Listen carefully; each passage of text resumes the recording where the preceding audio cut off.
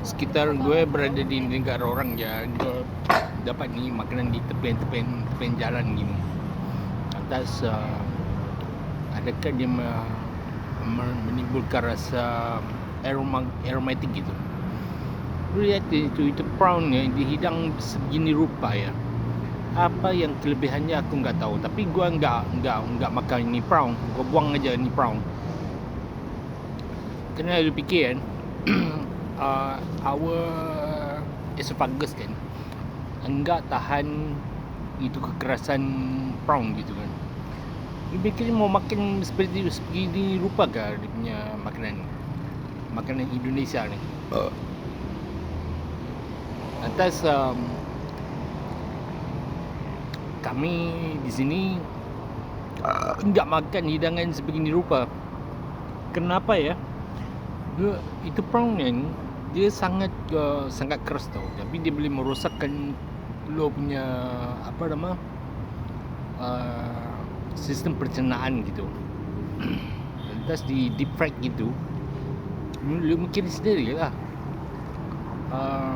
Dia deep fried, kemudian entah macam mana, entah apa rasa lah, itu flour tu di mana mereka curi aku enggak tahulah. Tapi deep fried ni dia menggunakan oil yang sangat banyak ya. Oil yang sangat banyak semata-mata untuk menggemukkan gemuk kan. Ya, habaringnya boleh menggemukkan lah, seperti Datuk Seri Vida gitu kan. Ni habaringnya makanan halal gitu kan. Makanan halal lu panggil begini. Kami wanita itu enggak melayani makanan seperti ini kan. Makanan ini perlu makan. Lu tahu apa akibatnya? Badan lu akan jadi seperti itu Datuk Seri Vida yang diwacana di FB gitu, acah famous gitu. Lantas lu mikirin sendirilah, perangannya seperti kanak-kanak gitu. Apa yang sedap banget aku enggak tahulah. Tapi aku cuba datang untuk kami datang sini untuk merasa lah, tapi kami enggak berminat lah untuk makanan seperti ini kan. Enggak ada kualitas gitu. Deep friednya oil ni terlalu banyak. Begini ini bagus ke cooking oil, cara cooking oil? Dia membazirkan cooking oil.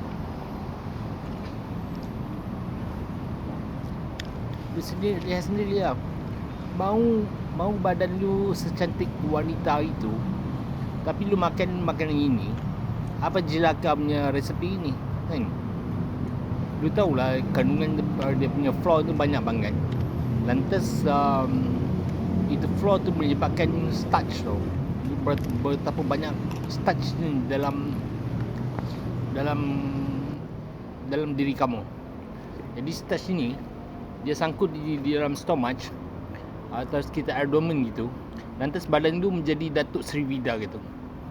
Dia memang dapat title Datuk Seri Vida gitu kan. Aku enggak tahu bagaimana dia dapat title Datuk, tapi perangannya macam kanak-kanak gitu. Aku enggak berminat lah mau lihat itu wanita Datuk Seri Vida tu. Kami enggak mau lihat gemuk-gemuk gitu kan. Perangai macam budak jelaka punya orang.